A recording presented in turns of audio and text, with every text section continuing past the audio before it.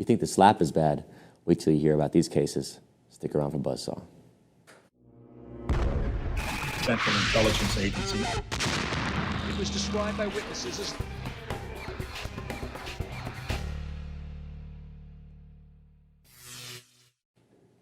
Joining us today is Tammi Stefano. She's the executive director of the National Safe Child, and she's spent her whole life advocating for the safety and protection of children. She's seen a lot of corruption in her time, and she's going to talk with us about what's going on internally, especially within the systems, the child protective systems, the court systems, and whatnot.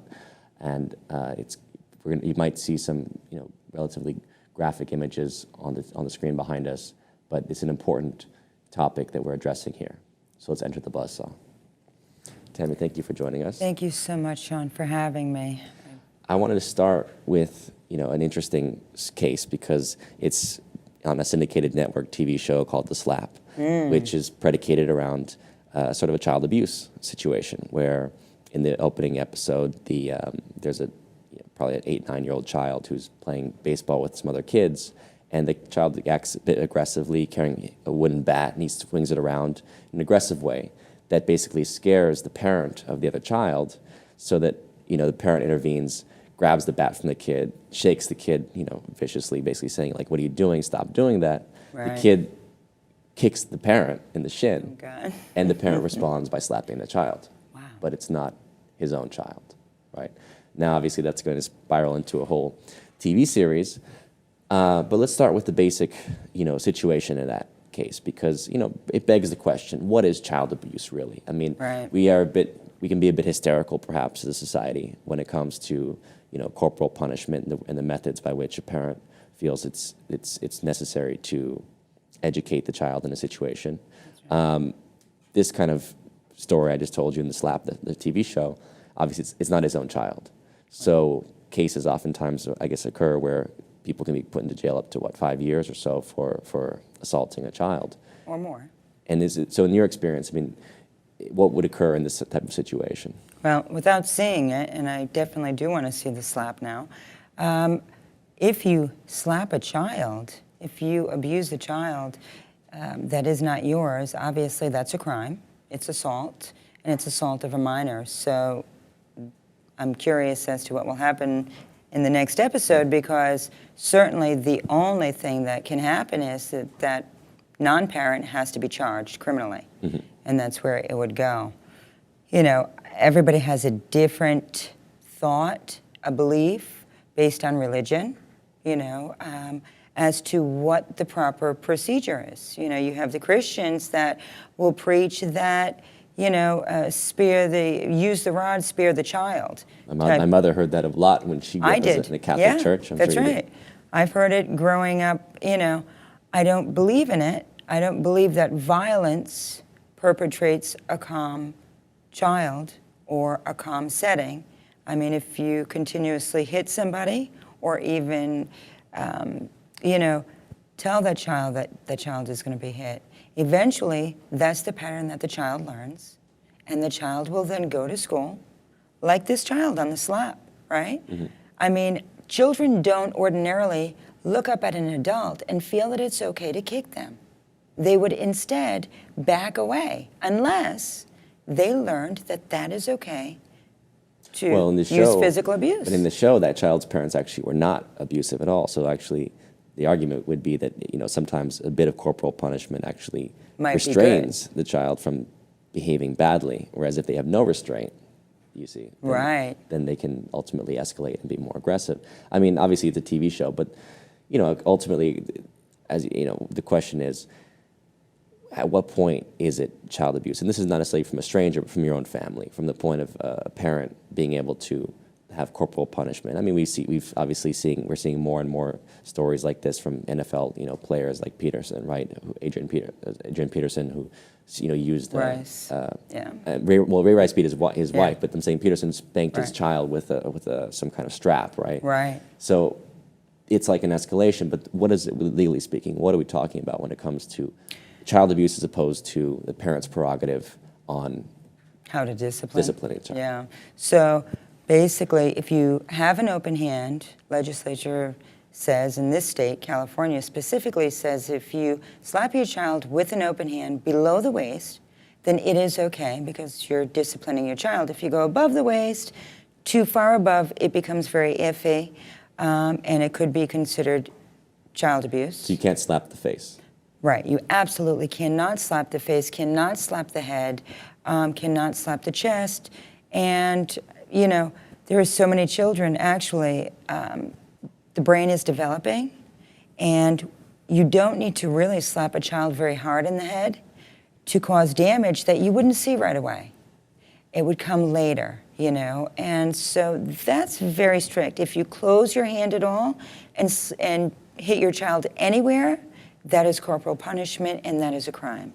So it's becoming a very big issue right now, corporal punishment, and a lot of organizations are addressing it. Media is covering it more and more now because now they're seeing what was the norm within households. Actually inflicted bruising, scars, blood, all in the name of doing right by one's child.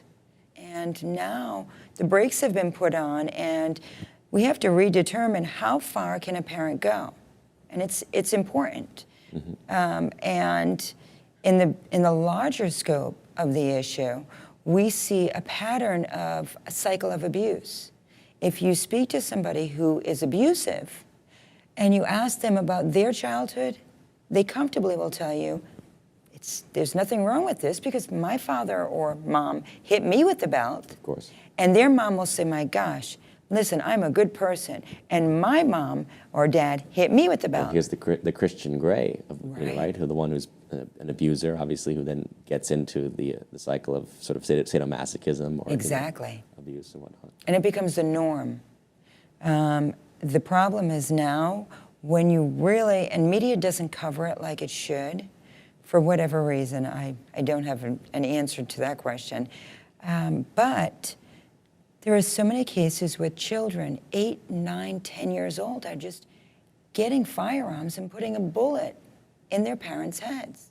Wow. Yes, this is real. I mean, 3 or 4 months ago, all over the country? All over the country. You know, I mean, we really need to look at what is happening when we are, when we see these situations, Columbine shootings, and you know, these kids kind of going crazy. Kids taking in firearms into schools. Well, how does an 8, 9, 10-year-old get a firearm? Well, typically, the parent has a firearm. An 8 or 9-year-old would do anything to avoid being violent. It is not in their nature. They haven't been in the world long enough. They haven't seen enough, unless it's within their own home or within their own very close environment. And if they see it enough times, I mean, we know, you know, children are sponges. We've all heard that expression. Well, indeed they are. And so we have to be really, really careful. I'm always trying to push to tell people, you know, it's everybody's duty to watch and to not have blinders on so much between the electronic devices that we have and everybody's in a rush and everybody's running late. We don't have time to stop and be neighborly. We don't have time to think about what is the crying that we're listening to right now that's been going on for an hour. We don't get involved for a variety of reasons, and it's really important right now that people get involved, that they listen. And something that I have just discovered, and I have given the message nationally now, is Child Protective Services. So if it's okay, if I can touch on the different protections that children have here within America. So they have law enforcement and they have Child Protective Services. And those are the two entities that get involved when there are allegations of child abuse. Child Protective Services across the country does not have, they employ social workers. The social workers do not have the training, first of all, to investigate child abuse, because child abuse is a crime. And so we've just covered this in a way where parents were emailing me. I mean, there was postings saying, I knew it. I've been, you know, my case has been going on for 6 years and I've been trying to tell them this is a crime. And you are the first person to finally bring somebody out to verify it. So Child Protective Services has been taking these cases, and actually they don't have any training to do so. Sexual abuse and physical abuse is a crime, and if I can just encourage your audience to call law enforcement if the allegations are physical or sexual abuse. They are trained to handle crimes. And not the Child Protective Services. Child Protective Services are trained to handle allegations of maltreatment, neglect, lighter... Orphan, I mean, kids, right? Children that... Child homelessness. Exactly, exactly. But ironically, even law enforcement, Dan Scott, who ran the child abuse unit here in Los Angeles, he was the sergeant with the sheriff's department, and he said, you know, we also handle orphans as well, which I didn't even know. So there's a lot of components to it, but I really have to encourage people, because the minute that you call Child Protective Services, you can rest assured that the investigation will not be done properly. Chances are the child will not be protected. I mean, here in Los Angeles, in 2013, Child Protective Services took thousands of children away from parents. 570 children were murdered that were actually taken away from what Child Protective Services deemed to be unsafe homes, only to be murdered and killed within the homes that they put these children in. Wow. Only in Los Angeles County. Wow. Only. That's a huge... That's a huge number. Who are they turning these kids over to? Right. Freddy Krueger? I mean, it's pretty gruesome. I'm glad that you asked that, Sean, because actually what we did discover, and Los Angeles Times was kind enough to publish this, when we looked into it, 1,000 convicted sex offenders were given a green light to become approved foster parents. Wow. 1,000 only in Los Angeles County. That's pretty frightening. That's very frightening. And how do they get approval? That's what we're trying to determine. I mean, we know that you have to go through fingerprinting. It's a very convoluted system. Sure. Molesters are not really considered so dangerous if they have been rehabilitated. And what does that mean, rehabilitated? They've gone to some classes. Maybe they've completed 26 weeks of therapy, and they feel much better. What people have to understand is a pedophile, in the course of that pedophile's lifetime, will molest between 100 and 140 different children. So when we see these pedophiles that have molested this child and they get caught, please do not think for a moment that this is the only child. Right. This is the only child that had the courage to come forward and say what this pedophile, male or female, 20% of pedophiles are females. Well, one of the things that I know you've talked about is the sexual abuse that takes place, or just physical or sexual abuse that takes place within the family. And then the fact that oftentimes when the parents divorce, the children end up mostly with the abuser. That's right. Now, describe what's going on here. It's such a sick system right now. And nationally, I mean, there are thousands and thousands of parents from every state that are experiencing this. The child discloses abuse to one of the parents, and I'll leave the genders out. And that parent then goes forward and either, if they're in the midst of a divorce, brings this information via ex parte, right? Files an ex parte hearing with the court and says, my gosh, my child has just disclosed abuse to me, and my child is petrified, and you need to give us a protection order because this parent is abusing. Well, the court sees that as a combative, non-friendly parent. And in the United States right now, friendly parenting will allow you to be able to keep custody. Unfriendly parents... Because they're friendly to the court. Friendly to the court. As well. So Yes. as the court discerns, obviously, if you're going along with it or not. If it's a high contentious divorce involving child custody, the parent who is friendly will get the child. The parent who is desperate to have this child, who they believe And the court, got of course, raped. The court, of course, is simply the judge because there's no trial by jury in this case. There's no trial by jury. So whoever's friendlier to the judge, in a sense. That's right. Being Whoever the judge be-all, sees, end-all of justice that's in right, this situation. as being friendly. If you complain, well, you're not friendly. If you make these allegations, you're just not friendly. So the numbers, the statistics at this particular juncture is 85% of the parents that report abuse to the courts will lose custody and be placed on supervised visitation with a visitation monitor, a professional one. And it will cost them anywhere from $40 per hour to see their child up to $200 per hour. So it's a machine that breaks parents. I mean, so badly that there have actually been cases where the parent has said, Your Honor, I can't afford to see my child anymore. And I have that liberty that is afforded to me to maintain a relationship with my child. And the judge will look over documents and expense reports, and he'll say, well, I see here that you have a college fund. Cash it out. Meanwhile, the child has no say, of course. They have no voice in this whole procedure. The children don't come into the courtroom unless the judge asks for them to. And in the state of California, they just lowered the age for a child to actually be able to have a voice, that being 14. Before then, it was really at the discretion of the judge, and oftentimes, you know, I mean, we have professionals that can handle it. And if it is a high conflict divorce, well, the courts want to appoint their own professionals that they work with. Sure.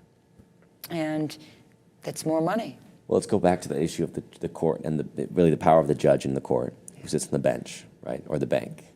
Now, we've heard this Kids for Cash case, Yes. right?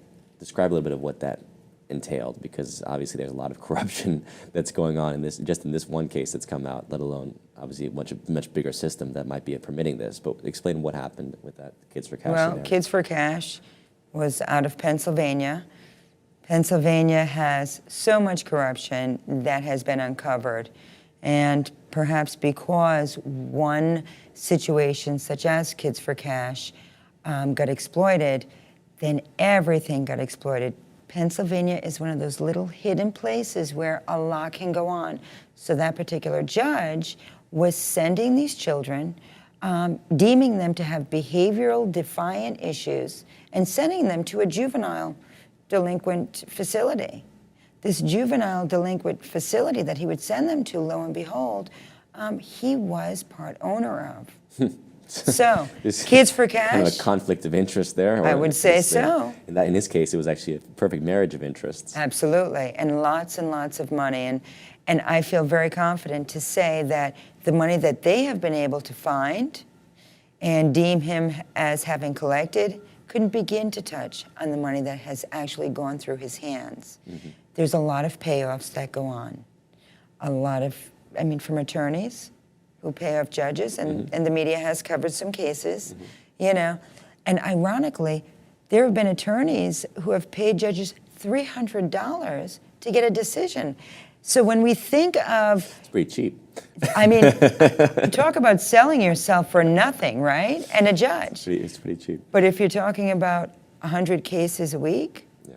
and 5 minutes... But what is the judge, I mean, describe a little bit of the financial interest that the judge can have in the juvenile detention. I mean, how do we privatize this system, right? The point being that these systems are able to profit from prisoners, which doesn't make sense, I think, logically to us, because we're thinking, shouldn't penitentiaries actually just be a burden on the taxpayer? How is it that this can actually be how can you make profit from prison? Well, adult penitentiaries, I mean, we all in the United States, California, we pay $48,000 per prisoner. I don't know if you knew that yet. So for children, it can run anywhere up to $1 million a year for one child. Wow. Because you are talking about, you have their doctors there that say, we cannot contain this child, so this child needs extra care. This child needs psychotropic drugs. This child needs whatever this child needs. these facilities, well, I'll give you a good example. I had a case that I was familiar with, I'd rather say that.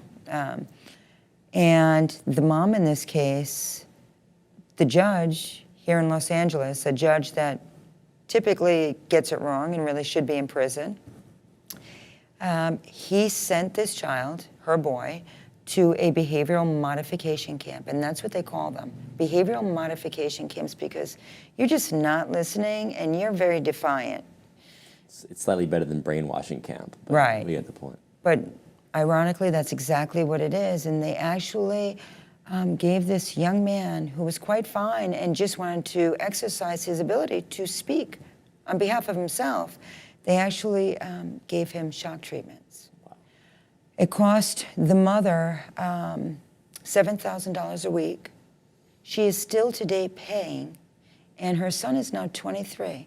She will be paying for about the next 10 years. All the while, the court did not need to tell this mother where they were sending this child, and to date, she doesn't know where her child was ever sent, but she just pays. Imagine that. He's 23, but they can still hold him? No, they don't hold him anymore. They still hold her accountable for that back fee. Right, but you said she doesn't know where he went. While he was in that facility, oh, I see. They did not name the facility. So for all we know, it could have been a Kids for Cash type of setup. Mm-hmm. Where was he? What facility? Mm-hmm. It became a sealed situation where only the judge knew. Who knows? Mm-hmm. And this happens a lot. The judges have the ability to seal these cases, so nobody from the media or from the public or even the parents have the ability to look and see what's going on. It's really scary. If you don't have transparency, chances are, I mean, you have a recipe for corruption in such a large way. What kind of started your activism? What motivated you to get involved and become an advocate for child protection in the sense? Well, I started years ago when I saw a young child being abused, and I was rather young myself, I ended up taking her in for 2 years. And, 25 years later, I get this email from her, and she says, some people believe in Jesus, some people believe in a higher power. You are my savior. I've been looking for you for 25 years. And it was just like, oh, sometimes you don't get a thank you. Sometimes you get a blame. Why didn't you do more? And when you see those situations, she's a mom, her life went great. I ended up setting her up with father's family that she never knew because her mom kept her from her father, her biological father. And so she lived a really good life. She's wonderful now. So that's what really started me. And, I was a victim at one point in my life, and I won't get into that too much, but so I understand what it's like to be a victim. And when I hear about these cases with these children that are desperate for protection, and they are silenced as if in a prisoner type of war camp, and the more that they talk, then the more that they are deemed to have behavioral problems. Right. That's the scary part, I think. It's so terrible. That we don't listen to the kids, and it's nobody does. It is an interesting question as to why that is. Obviously, because they're not deemed legal, citizens of. They're not 18. They don't really exist. They can't vote on their own in our country, right? That's right. They can't pay taxes. They can't vote. They can't have free speech. They can't have. That's it. They have no powers. Actually, in our country right now, we are only one of 2 countries, industrialized countries in the world, that have yet to sign the Safe Child Treaty Act. Really? United States and, ironically, Somalia. Out of the whole world. It doesn't really even have much of a government anyway. Hello. So it's hard for them to. United States. When we look at the United States, everybody thinks, we are, the power force. Well, I don't know anymore. And what would that act entail? Well, it would protect children. It would give them a voice. Children right now are considered property. Right. That's it. They are property. When you go into... basically what slavery is. It's no different. That's exactly what the black slaves were put up on, the pedestal for. Mm-hmm. Who wants to buy him and how much, or her? Mm-hmm. And that's what it is. When you walk into divorce court, that child, who often isn't there, but is written down on that piece of paper, more or less like a deed, who can pay the most? and who wants this child the most, and it's almost like, who has the most, and let's hear the highest bidder. Right. That's very much what slavery was. And that's very much what is happening right now. And I often say when I'm out protesting or having a demonstration or I'm in Washington, slavery is not dead. Well, that we know alone from the fact that there's more slaves in the world now than ever. That's right. The human trafficking situation is astounding, and the fact of the sex slavery. I mean, even the issue of prostitution itself as being a form of slavery, for example. But That's right. have you encountered much of this human trafficking amongst children? Amongst children, we need to cover it a lot more. I'll give you a good example. Child Protective Services that I mentioned a little while ago. In Orange County last year, they had a bust for these traffickers. They got 105 people, victims of trafficking, human trafficking. 65% of those victims were wards of Child Protective Services. Not only were they wards of Child Protective Services, but check this out, they were never reported missing. Oh, wow. Oh, wow. So maybe they were literally sold by people within Child Protective Services. Well, what we're finding now is this trafficking is a lot bigger and a lot more involved politically than we care to look at or the media won't cover. Everybody's afraid because there's some real big heavy hitters that are very influential that are involved. And the acquisition of the children was for sexual purposes? Absolutely. Children are sold, and there have been cases, children are sold up to 75 times in one day. One day, 75 different Johns abuse this child. Right. It's making the child trafficking industry, or human trafficking, I should say, industry right now makes more money than the illegal drug trade and illegal arms trade combined. Wow. Combined. So children are definitely a commodity. They're a commodity to make money. Last year I had a case where a lovely young girl was single mom. Mom's a great Italian woman, lives in Burbank. And she was having some problems with her daughter. Her daughter started hanging out with the wrong, crowd. Good girl, though. Just, needed to be pulled back in. In the bling Yeah. ring. She'll end up robbing from Paris Hilton's house, like the bling ring was. Exactly. Yeah, that's right.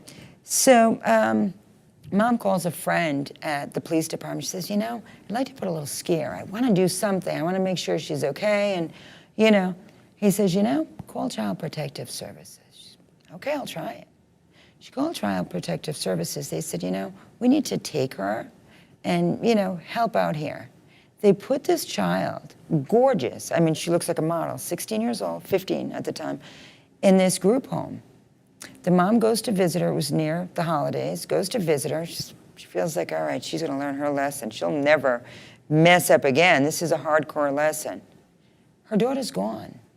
Her daughter and 3 other beautiful young girls. Now, you have to bear in mind, Sean, that the gates around this group home, locally, are high. They're too high, and they are locked, and they're electronic. You are not getting out. Yeah. And there's a full staff. Well, the staff says, gee, we were short-staffed, and we just don't know how this gate got open.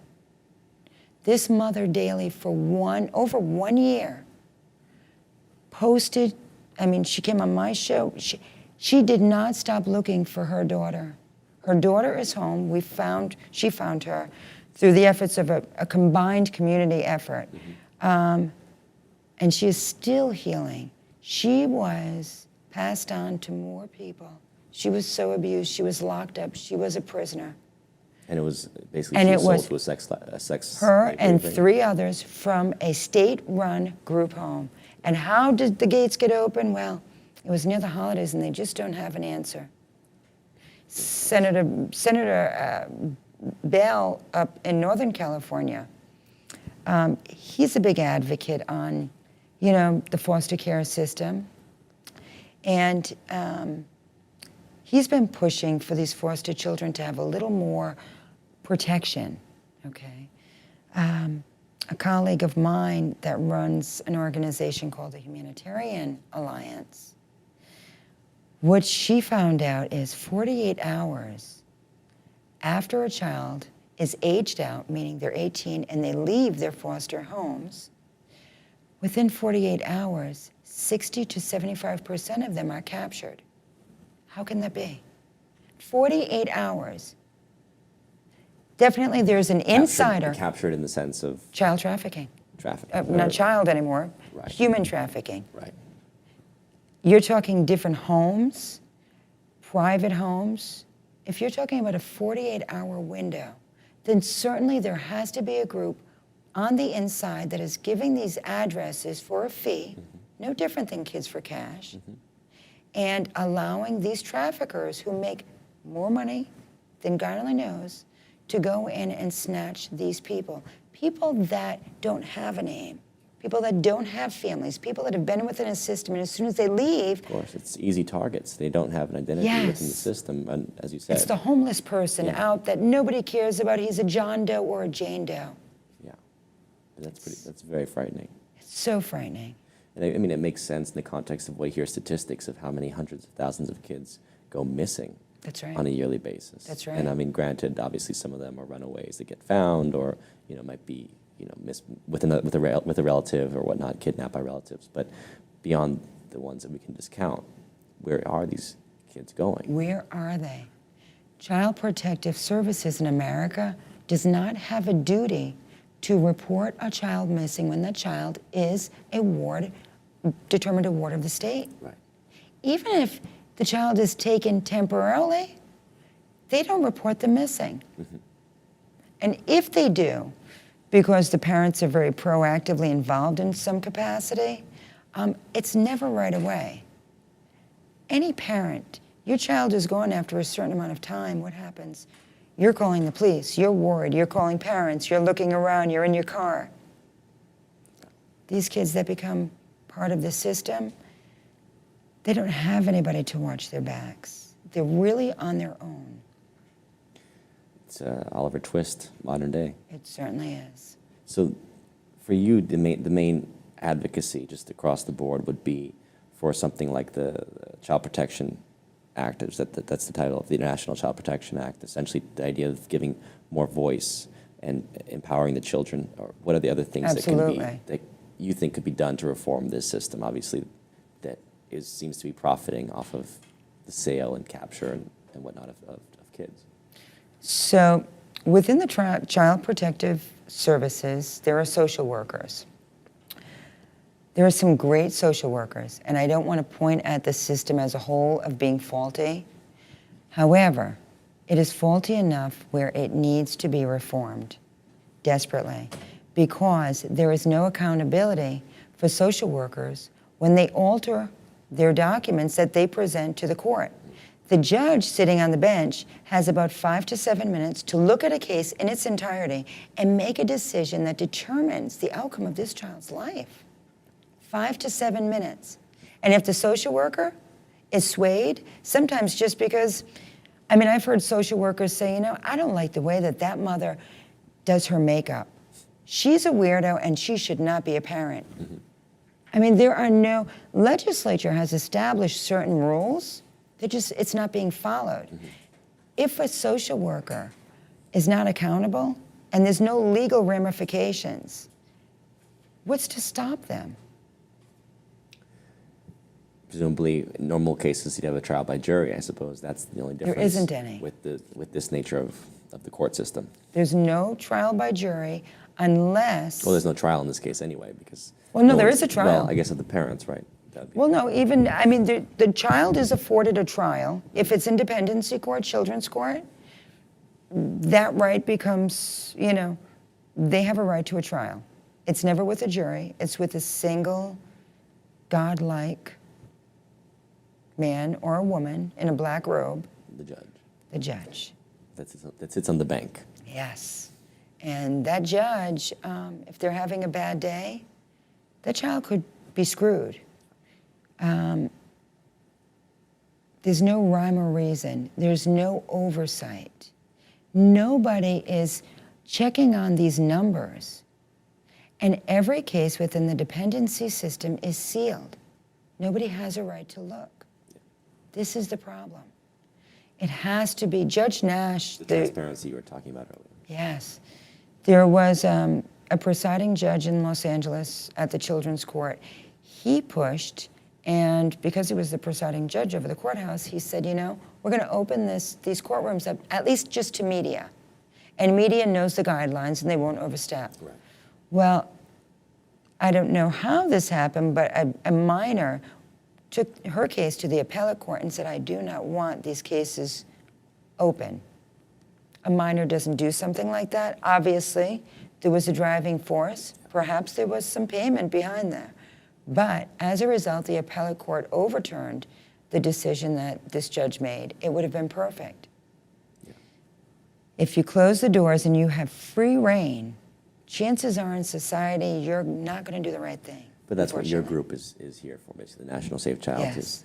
is a group that's basically saying we're going to be the ones who are pushing for transparency, looking into these cases, advising, counseling, aiding parents vis-a-vis. And children. Exactly. Well, but the parents are probably the ones coming to you, basically saying Sometimes. we need advocates for the children, but also the children can come to you if necessary. That's right. The point is that you're there advocating for the kids and helping parents, oftentimes vis-a-vis their kids or even vis-a-vis other parents, right? If there's an abusive spouse or whatnot, That's they're trying to protect their child from. That's right. So we have parents that come to us. Last week, we had 2 children that came to us that were adopted by an African-American woman. They were white, half white, half Hispanic, had been with this woman since the girl is 17, boy is just turned 16. She's been abusing them their whole life. They were adopted. She has 3 other adopted children. The woman's 60 years old. The department just gave her preemie twins, newborns, 4 years ago. Even A though 60-year-old. But she has a track record of abuse. And she has a track record of grabbing kids from the system, and the system is eager to give them. Right. Do I think that there are some payments going on? Well, a 60-year-old single woman raising 5 children. But she's collecting from welfare in that case, probably. It's not welfare, no. Not welfare, it's... Every child, I'm glad you bring this up. I call it welfare, but the state basically is well, it's a different program, Yeah. and it's pretty bad. Yeah. So the state, when you adopt through DCFS, through Child Protective Services, you get a stipend, monthly stipend, until that child is 18 or 19 or even more if the child is staying in school. Mm-hmm. So in this particular case, these 2 children reached out, and this is a beautiful outcome presently because we were able to get these children to safety. There's a biological uncle who's a federal employee, thank God, involved. I've been walking them through. I have beautiful emails. The kids are calling me, and it's a beautiful situation. I've received a call, I don't know, a couple of days after we were able to save these kids from the adoptive mom. She actually got my private number to threaten my life. Yeah, it's very interesting how when you screw with somebody's money, you know, then you see their true colors. Yeah, but that's, again, that makes sense as to why some people are doing this. They're not taking kids in out of the charity of their own hearts. It's really to collect money from the state. Well, that's what it definitely is. I mean, these 2 white children she has a 2-story home. They have been forced to sleep outside since they've been 4 and 5 years old because they're dogs, because white people are dogs. So you sleep outside with the dogs. She told them that? Oh, yeah. No, their whole lives. Wow. I mean, this 16-year-old boy, when I spoke with him, he wanted to commit suicide. He just couldn't take it anymore. They had photographs, they had videos of the abuse that they had given to Child Protective Services, that they had given to law enforcement. The problem was this woman was so close-knit with these people because she was this great woman who adopted. So the Child Protective Services, they never came? They came to the house. But they would never question the kids, or they didn't care anyway? Law enforcement called the kids brats, and they should appreciate that this woman has taken them in. Right. And the Child Protective Services would actually sit down and have coffee because they were buds. And it was only this one African-American woman who always went, and regardless of the photographs that they have provided to me, that they provided to these entities, there was no help. They were starved. Food was withheld as a punishment.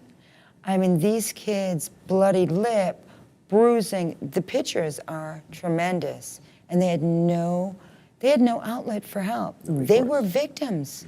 And weren't even allowed on the second floor of the home because that was only for the black people.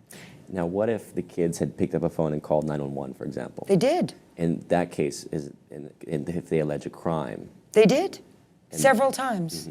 They did, and we're actually compiling that right now. We have proof law enforcement went out on several occasions. They reached out to their school counselors to please. They were desperate, begging for help. There was nobody, and it's all documented. So I'm kind of going like this right now because I love civil litigation lawsuits. Because, you know, while they're dipping in those federal funds that you and I, Sean, and the rest of the general population is paying, taxpayers, it's time for us to come forward, because really I think that the only thing to stop these people is to say, wait a minute, I'm sorry, that's our money and we're gonna take it back now. And when they feel that hit below the belt, so to speak, they're gonna think twice. Something I really encourage, if everybody would please pay attention to, there's federal funding that goes to these entities. Federal funding has very strict guidelines, you know. You are receiving this funding because you are doing X, Y, and Z service. If you do not do X, Y, and Z service, then that funding has to be removed from you. And not only does it have to be removed, but what you received while you were failing to do X, Y, and Z, you also have to pay back, including child protective services, including the courts. There's federal funding that is given to these entities. So folks, I can't encourage people enough. You can file Title VI complaints, Title V complaints, Title IV complaints. They're real. I mean, anybody can contact me. I have a shell, a template. I'd be happy to give to anybody. It's time that we bring the money up, because the money is a driving force that keeps this machine well-oiled.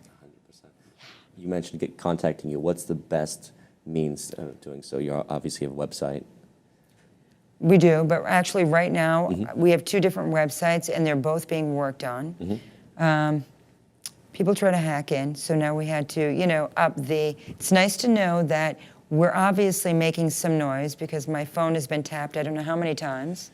That's always a good sign. Yeah, if they're not exactly. If they're not watching it's a you, compliment. you're not doing anything right. I'm not scaring them. Right, that's right. So I'm happy about that. So what is the best way to so contact they you? can contact me at voice, VOICE, of, OF, a child, ACHILD, RI, at yahoo.com.